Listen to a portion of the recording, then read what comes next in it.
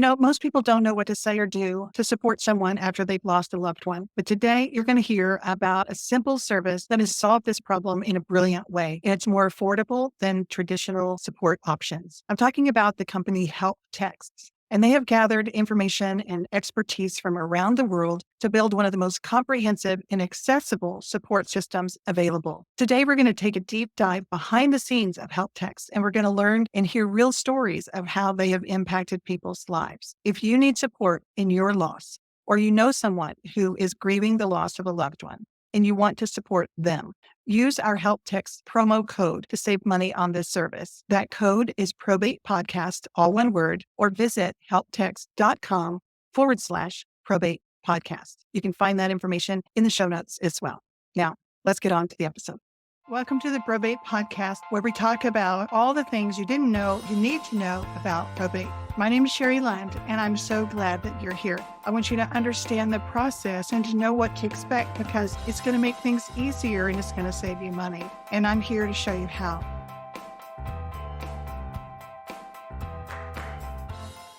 Hi there, this is Sherry Lund, and I'm back again for another episode of the Probate Podcast. I'm so glad that you are here. You're going to be glad too, and you're going to want to grab a pen and a paper, because the information that we are talking about today is super important. Normally, I talk about topics that are close to Houston or the Texas area. Today, we're talking about a global thing. We're talking about grief and how to help our friends and our family get through grief through Help Text. Melissa Lunardini is here with me today, and we're going to be talking about all of that and more. And so whether you need this information now or whether you need it in the future, you're going to want this information handy. So I'm glad we're recording it. It's going to be out there forever. And Melissa, thank you so much for joining me today. Oh, you're welcome. I'm so thrilled to be here and share and talk a little bit about grief and how we support people after somebody has died. Yeah. So important. And I can't wait to jump in, but I'm going to read your bio before we jump in. Okay. Melissa Lunardini has more than 17 years of experience in program conceptualization, training, and curriculum design. She focuses on grief, loss, trauma for healthcare and academia and other grief and loss-related industries. Melissa holds a fellow in Thanatology from the Association for Death Education and Counseling. She has an MBA and a master's in psychology with a clinically trained background. She's adept in childhood bereavement, young adult grief, suicide prevention and postvention, traumatic loss, and theory. Melissa is a nationally recognized speaker and contributor to childhood bereavement. She's a published academic writer and peer reviewer. She's currently pursuing a PhD while supporting the Help Text mission as the head of clinical. One of my goals with this podcast, obviously with the name like the Probate Podcast, I want to help people get familiar with the language around probate and this season of life. It's not just about the transition and the legal aspects. A lot of people just focus on the task to do, a checklist kind of thing. But I'm a holistic practitioner, and I'm interested in the whole person that's going through this process. So Melissa, you and I talk about weird things. A lot of people don't really talk about the things that we talk about. So in that way, it's fun for me to have you here to be able to talk heart to heart about how we help people and what we do to help them. It's important for me. I feel most alive when I see someone is hurting and I can go over and help them be seen and known and heard, and then helped to get back into the land of the living or whatever. And I know that's something that you are passionate about as well. Can you tell me a little bit about you as a person, though? What would you say to me if I ask you, who are you, Melissa, as a person? Yeah, it's such a great question. I would always start with that I'm somebody who's very curious. I'm a curious person. And because of that, I deem myself as being a lifelong learner, always reading and trying to understand perspective, trying to understand new cultures and how they differ or are similar to my own. I would say that I'm adventurous. I love to travel, but I'm not a foodie. So I'm a very bland eater, which is interesting, but I think that's a product of how I grew up. And speaking of how I grew up, I came from a really challenging upbringing and really complex and challenging, and some might even say dysfunctional family dynamics. And so because of that, though, I do believe that has equipped me to being really comfortable with sitting with people in dark spaces during dark times. It's something that I feel like when other people run away, I just naturally run toward. And then I would say that I'm motherly to a lot of people, but I am not a biological mother. However, I am somebody's adopted or chosen mother that I take care of from time to time. And then just some of my vices are that I love chocolate and trashy reality TV and theater and museums and board game person and love trivia. So I'm pretty eclectic, I would say. Good on the nerdy side. Awesome. I'm so glad to learn those things about you. Tell me what thanatology is. Yeah, if you're a Marvel fan, then you might have heard the word Thanos. It is the study of death, dying, and bereavement, thanatology. And it's a fairly new field, as in within the last 50, 60 years or so. But it is a growing and budding industry. And the aim is to really understand the human experience when it comes to dying, end of life care, also bereavement, and the grief that people experience not only throughout various types of loss in their lives, but then also after a death of somebody significant. And so in your studies, are you focused on the person that is passing away, or are you focused on the family that is supporting them? What are you looking at? It's both and. We really want to, in the field, we really want to understand all of the complexities that are being experienced by somebody who is dying, but then also by the people who are caring and loving that person along the way, because there is this multidimensional and interpersonal exchange that happens, right? Nobody goes through life in a silo or living alone without relationship. And anytime somebody forms an attachment or in a bond, when that person is removed, there is then loss. And that loss is felt most likely by both parties. So before we go much further, because this is the probate podcast, and a lot of people might find us looking for probate answers and how to get through their checklists faster. And I just want to say that this fits into that, because if you're in probate, then you possibly have lost someone. And so maybe what we're going to be talking about today pertains to you. But also, it's really a service and a resource that I want you guys to have for yourselves and for those around you as well. Some people experience grief on a wide spectrum, right? Because grief is so unique to every person. So some people, after a person in their life has died, might be immediately impacted by their grief, so much so that they have a hard time focusing and coordinating and organizing and can really struggle during a probate process. And then that can make their ability to make good decisions problematic and concerning for them, because they're worried, Right. like, I'm not in no mental state or condition to make these decisions that seem pretty important at the time. So that's one type. But then there's the people who are really leaning into the state of numbness and shock and can really compartmentalize and be like, I'm going to do grief later. I really need to focus on tying up these loose ends so that way I can make space for my grief. And then they tend to be very methodical, and I would like to get things done and move it along even faster than probate can probably, Right. facilitate. And then there's just people who are finding themselves in both places where they're able to do a little bit at a time, and then they get hit with this like intense wave of grace and they have to take a little bit longer. Deadlines might pass on them unbeknownst to them. And all that to say is that you never know who needs additional support during this time. Sometimes people have a really great, robust support system of people that can come in and offer help and be there and really help them make sure that they're organized and they're on top of deadlines and paperwork and all of that. And then there's people who don't have a robust support system and could really use something that is a low burden for them. And Yeah. receiving support from a text, for example, can be really helpful in letting, people get through the week. Sometimes with grief, you have a hard time just getting through the hour or the day. And text can really be a really gentle way to get additional support that's not invasive and non intrusive, but steady and ongoing, Yes. and can Yes. depend on it. Yeah, I love it so much. I'm so glad that our paths crossed. Tell us a little bit tell us as much as you want about help texts and what the concept is and all of that.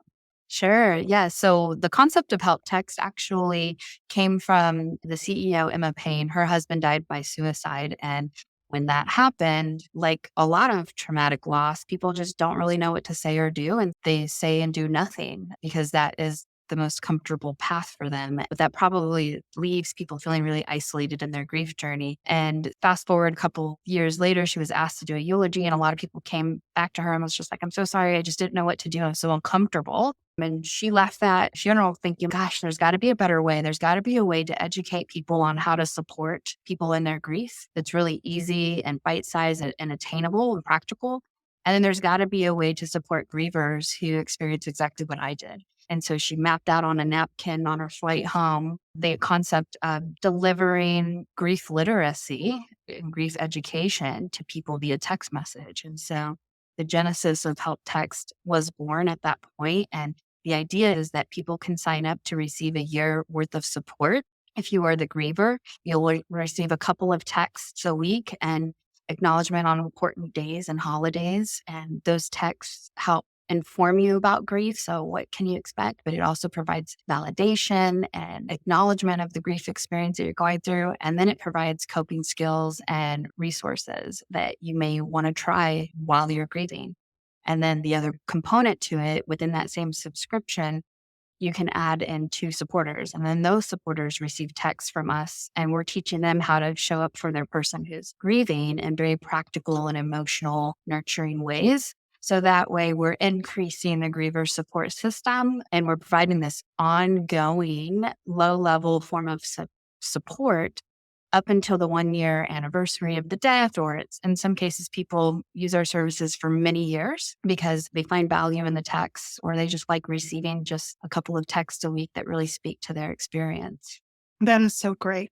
I like the fact that it's non-invasive, it's not intrusive, it's not going to interrupt anybody. Like you can check a text whenever, just glancing and seeing that you've got something to look forward to. If you need it right then, that's fine, but you can also come back to it later. And who doesn't have a cell phone these days? It's so accessible to everybody. So I love that on so many levels. We've talked about how it can be archived so that even if you lose your phone or whatever, some people are worried that they've lost their whole year's worth of text, but there's a way to retrieve all of that. But how important it is for them to have those. I just love everything about it. For the supporter, it sounds like you're teaching them ideas on what to say or how to show up or how to be present for someone. And they'll take those skills and they'll help other people with that and maybe share what they learned with other people too. So yes, we have supporters that just sign up because they just want the tips. They don't even include the person who's grieving, doesn't even get told about the subscription, but because they want to be able to support their friend, they're like, I'm just going to sign up for myself. Oh my goodness. And get support. And then I'll just do what is Whatever they suggested to say. me. Yeah. Oh, I like that. Yeah. I like that. So what are some examples of some of the people that you serve, the grievers? People starting at the age of 13 can receive text. So we have a text series for teens. We also serve, obviously, young adults all the way up until I think one of our oldest subscribers was in their 90s at one point. But our primary age group, the average, is 40 to 64-year-olds. And it's, as you can imagine, across all different types of relationships. It can be spousal or partner loss, child loss, parent loss, close relative, family member.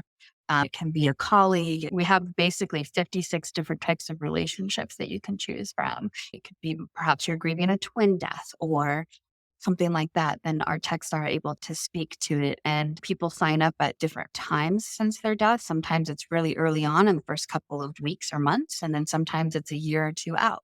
Different types of loss too: cancer, car accident, COVID, suicide, homicide, pregnancy loss, so stillbirth, miscarriage, sudden infant death, you name it, pet loss. We have the opportunity for people to really get all of their needs met through our service, depending on the relationship, the type of loss, time since loss. It's pretty much anybody who's bereaved who's over the age of 13. And we do offer text in 20 different languages. So if you would prefer to receive your text in Spanish, for example, then that is an option that's available to you. I love it. So explain a little bit about what the process is when someone signs up. Let's say this one is a griever that wants to sign up. What would that look like? Do they go online? Yes. So we have a couple of options in how people access Help Text. So people who are grieving or who want to support, perhaps maybe they want to buy a gift for a grieving person of Help Text. they can go on our website and purchase one subscription or a couple of subscriptions. And to purchase a subscription is $99 for a whole year of support for the 3 options of griever and 2 supporters. It's a really easy sign up. It takes 5 minutes roughly. We ask for your name and an email. You confirm your email. It takes you to a sign up form. You can give us as much information as you'd like. We do require your name, your phone number, and the name of the person who died. But the more information you give us, the more customized your text can be. So, for example, if we know how they died, when they died, your birthday, their birthday, for example, then we're able to then reach out to you on those important dates. We're also able to then understand where in your grief process you are, if we know like when the person died, for example. And so the more information we have, the better. But the sign up flow takes maybe 5 minutes, and then you get your text right away. And the text will come to your phone twice a week, noon, your time zone. And should you want to engage with our texts or text us back, for example, we do have a team that reads and reviews all of your text messages. And we reply to certain text messages that warrant responses, but we don't reply to all text messages because it's not meant to be a two-way back and forth program. It's really meant to be like we're delivering you support. And then the other way that people can get support is businesses can buy packages and then offer it to their employees or the community that they serve. And then that becomes free of charge for obviously the griever. Sometimes we have small companies or organizations buy a couple of packages and they make them available to their clients or their own internal team. Nice. I have lost several people in my life, and you go through that. And not all the listeners know that my background is in holistic health. So that's one of the reasons why the person going through this, not the person who passed away, but the people, the survivors who are left to pick up the pieces and find a way forward. That's the person that I'm most interested in, and that ripple out effect of that going out. I did study grief in some of my classwork also. And some of the symptoms are you're just exhausted, or you lose your appetite, or you don't sleep well. It has a physical impact on us. Sometimes you just don't want to talk to anybody. You're tired of saying the same thing over and over again, and like re-traumatizes to keep telling the story. So I love the fact, I know I keep saying I love this, but I really love this service, because one of the reasons is because it's just a text. And like all you have to do is just open it up. You don't have to talk to anybody. It doesn't care what you look like that day. If it's 4 o'clock in the afternoon and you're still in your pajamas, it doesn't matter. Like they get it. And the fact that you have 56 relationships and you're so consistent out, noon, you're on it, 20 some odd languages and around the world. Didn't you say you're international now too? So I can tell that you guys have put a lot of intention and thought into the program that you've created. How long have y'all been around? We sold our first subscription, I think in 2019, but it was in development in 2018. So it was pre-pandemic. And then, of course, during the pandemic, it became pretty critical. We added COVID as a cause of death that people could receive support for, which was, who would have thought that at this point you would ever add a new cause of death? But the pandemic really showed how much need, because of the excess death, we then now have a overwhelmed system that is not capable of keeping up with the demands. And unlike other types of conditions, grief has what we'd call maybe like a long tailwind to it, right? It's not something that people are over and done with or have worked through or moved on from within like 3 months or even a year. It's we know that you carry grief with you. You learn how to integrate grief into your life. And from the pandemic, even though we're in the endemic or post-pandemic now, people are still needing lots of support, and there's just not access. People are waiting 6 months, 15 months to just get in to see somebody, to talk to somebody. And this becomes a really nice way to get steady support. And it could be the only type of support that you need, and it worked really well to support you. But it can also, if you need more support than what text can offer, it can still be some form of steady, ongoing support while you wait to get into the kind of higher level of care that you might need given the pandemic. So it's not two-way and you're not counselors, but talk a little bit about the people who write the texts. Yes. So we don't believe in just providing just one source or one lens or perspective of wisdom. Because of that, and because we're a global company, we want to pull from expertise from across the globe in both Western-based practices and Eastern-based practices or Indigenous-based practices. And our experts really are the people that if you had limitless money and they were available, you would want your people and your loved ones to be in front of them. And we have sought them out and asked them to contribute their best wisdom. What have they learned in all of their years and lived experience, but then also professional experience?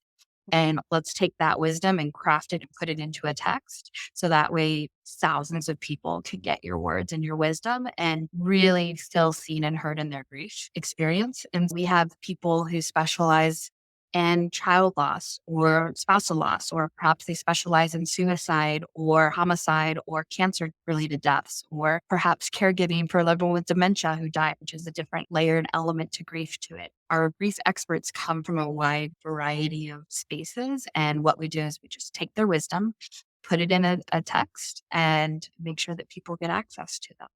Can you talk a little bit about the difference between grief and loss?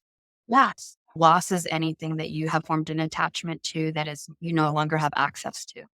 Grief is your reaction to losing that thing, that attachment. It's an internal response. We often say that grief is like invisible to the eye because it is all of the thoughts, the feelings, the physical manifestations, the social interactions. It could be behavioral and also spiritual. And the other thing that people often use synonymously with grief is mourning. And mourning is really the outward expression of grief. It's how we let other people know that we're grieving. So it might be all of the ceremonial or social or ritualistic things that we might do that show people that we are in grief. So it might be wearing black, it might be attending a funeral, it might be crying at a cemetery. Those are ways that we see that people are in mourning. When you mentioned dementia a while ago, and I've had some experience with that too, and there is the loss and the grief before they even pass away. And so would your text be appropriate before? Like where would the text come into play in something like that? So we do have a service called, our caregiver service, and it's for caregivers who are caregiving for somebody who has advanced illness or are terminal and aren't expected to live beyond 6 months or so. And our text at that point address what we call anticipatory grief, which is the griefs that we experience when we know somebody is going to die or we're expecting a loss to occur. So the text will really address that and really give space for people to really reflect on some of the elements of grief that might be coming up for them.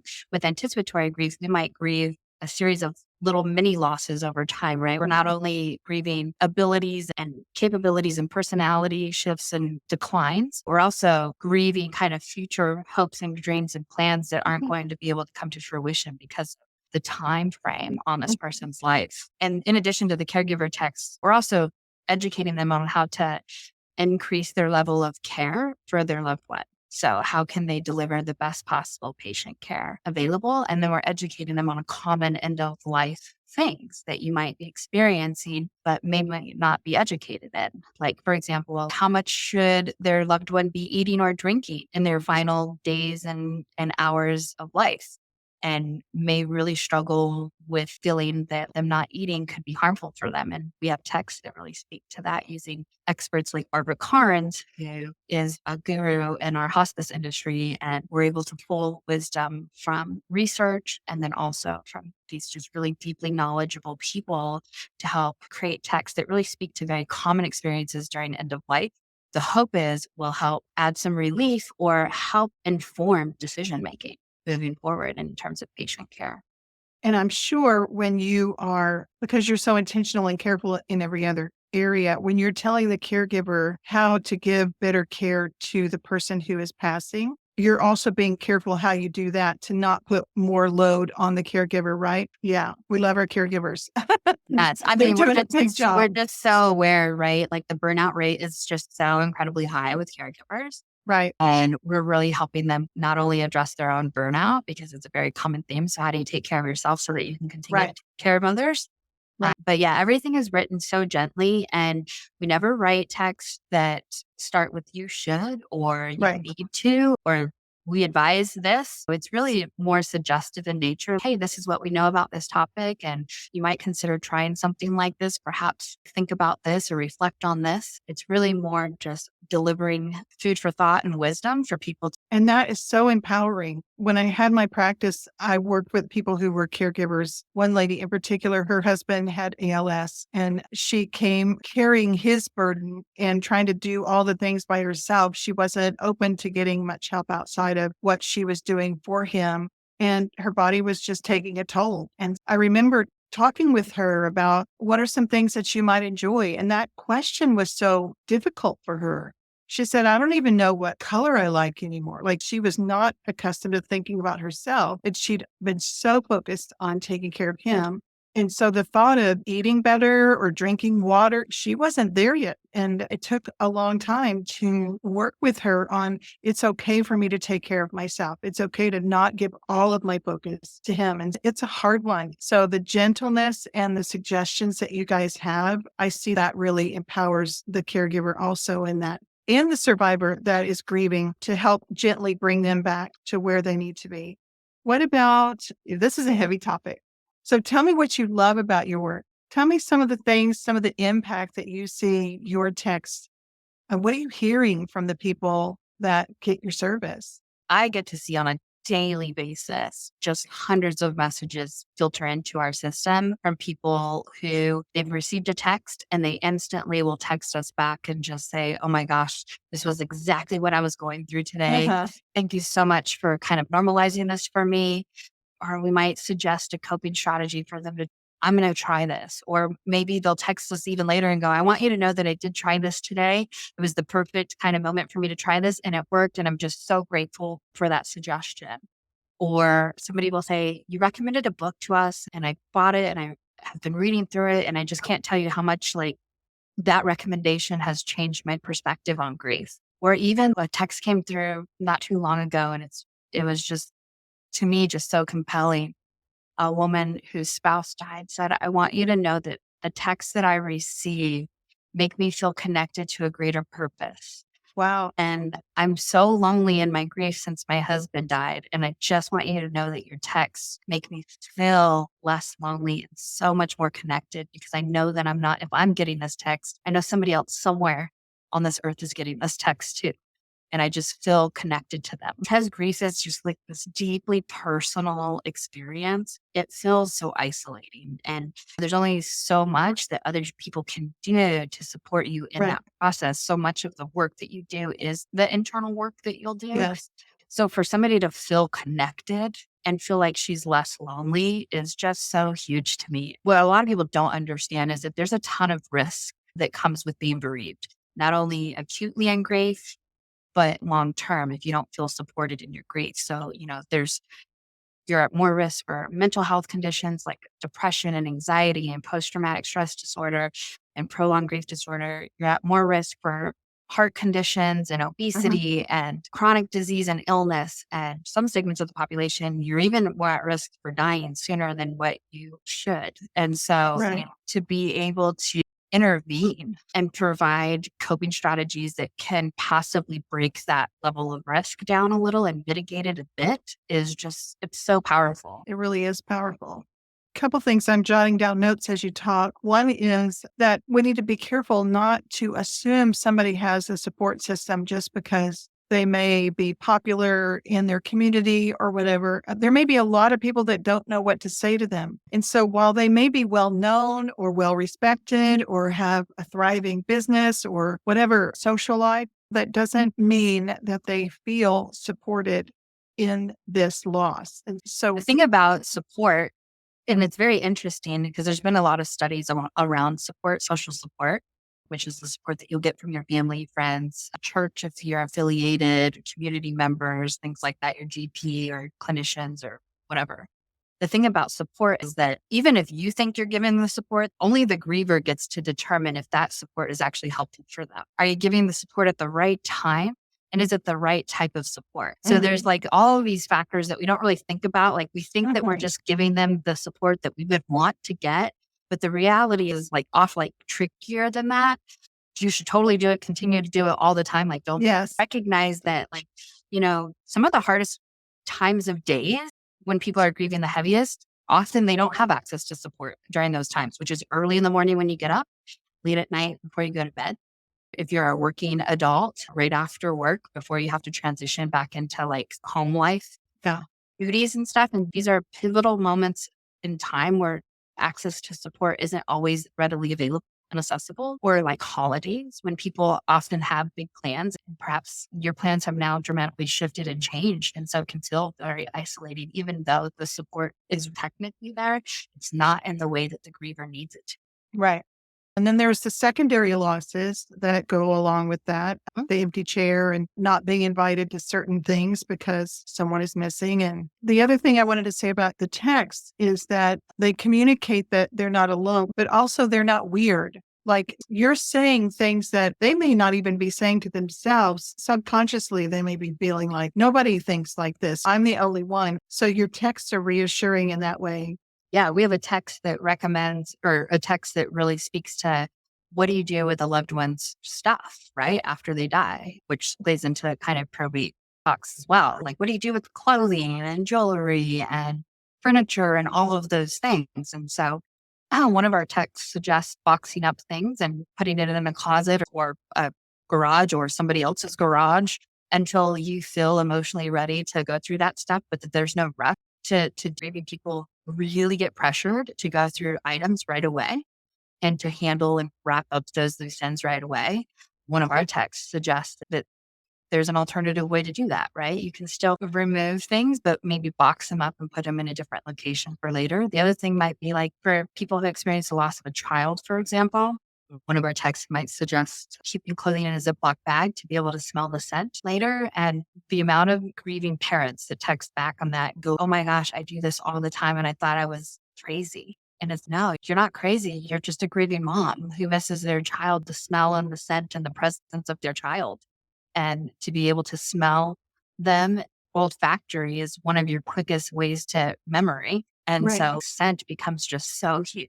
That's why you walk by and you smell somebody who smells like your person or they're wearing your cologne, you instantly get greasy because you're just like, Yeah. I recognize that scent. So when somebody reaches out to you and they want to sign up, do they need anything in particular for that? Or it's just as simple as Just a credit card, just to be able to pay the fee.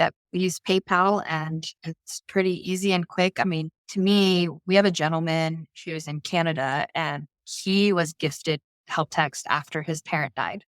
And now it's the number one sympathy gift that he gets. He basically gives help text instead of flowers, instead of offering any other type of support. It's just the first thing that he purchases and gives to people. And the cool thing is when you're doing it as a gift, people have as much time as they want to use it. It doesn't have to be used right away. It can be, and even if they do sign up and are like, oh, I'm too raw right now for this, they can stop and start at any time because it's all. so they can pause the service for a bit?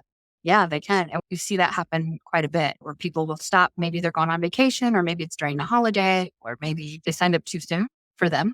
Sure. And then they start again later. When do you see this service coming into play more? Does it vary with the type of death they experienced, or is it? About 61% of our user base right now sign up within the 2 months of being bereaved, which is really telling, right? Because it goes to show that at least understanding of it is that attending traditional one-on-one or group support might be too hard to do those types of Sure. support within the first 2 months of being bereaved. But receiving a text where they don't have to do anything or go anywhere or say anything is actually a much easier form of support to embrace, aside from the support that you'll naturally get from family members and friends. I can really see that. Yeah, if you say too much, then they'll ask questions and that just opens up a whole can of worms. So you can just read a text and it's totally receiving, isn't it?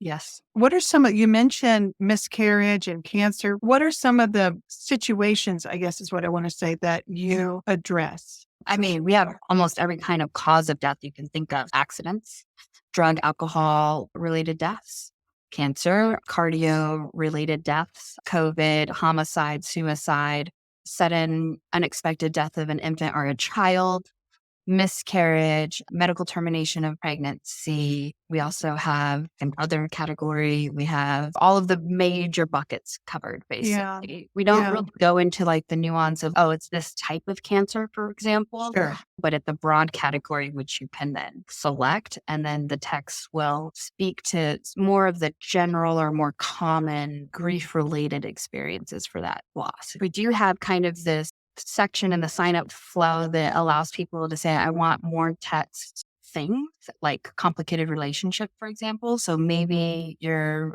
relationship was estranged, but you're grieving and you need support. So, or perhaps you're LGBT or a person of color or dealing with immigration or refugee asylum seeking or multiple deaths, for example. Those are all options that you can select. And then we've got expert contributors that have written about grief in those particular areas. And then those texts will then also be filtered into what you're receiving. So that way you can get a little bit more nuanced there too. We will be launching also like medically aid and dying based texts that can also be selected as an option to receive because it is becoming more accessible to people. But with that also comes a lot of complexity and grief. And we were talking before the recording started about Maui and what's happening over there. And I thought just briefly that it was interesting that you talked about how you're looking at the culture and what would be sensitive to something like that. So you mentioned earlier that you're looking at Eastern, Western, but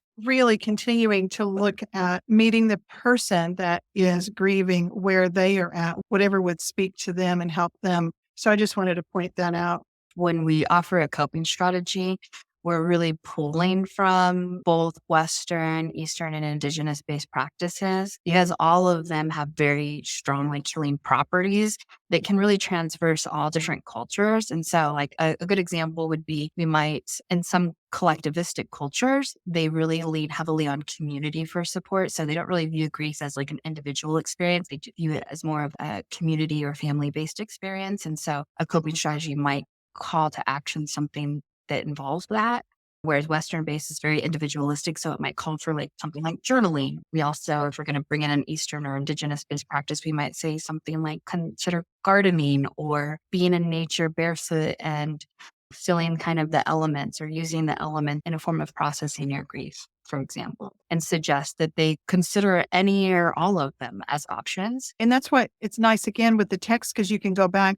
The text may suggest something that's not a good fit for that day, but it might be good a week from now. So how can people find help text? Where should they go to learn more? Well, we're always on Instagram, help.text. We're always offering grief education and literacy there. So even if you wanted to just follow along just to get grief literacy and education, that's a great way. On LinkedIn, we're there, help text. We're on Twitter or X, whatever you want to call it. And then also on Facebook. We're always interested in community partners. We're always interested in people who have deep expertise in a certain area. We're interested in people who want to make this service available and free to large pockets of people, because our end goal is to make it to where grievers don't have to pay for this out of pocket. Yeah, I can see so many uses for it. Thank you so much again for your time. The Probate Podcast is a part of what I do with Willowwood Solutions. I'm in the greater Houston area. I'm familiar with Texas. I'm a native Texan, but services like Help Text, you can get these anywhere and access them, obviously, and help people wherever they are. And so I just encourage you to do that. Thank you for joining us today on this podcast. And we just wish you well. Melissa and I both want the best for you. Moving forward, go and make it a great day. You. That's all I have for now. New episodes of the Probate Podcast will come out on Thursdays. I also have a free public support group called Houston Probate Support on Facebook. You don't have to live in the greater Houston area to be a member, but I'd love to have you join me there. I'd love to have you join me on any of these platforms, including this podcast. And I'll share the links of where you can find me in the show notes below. I'm looking forward to us connecting. See you next time. And remember, you matter.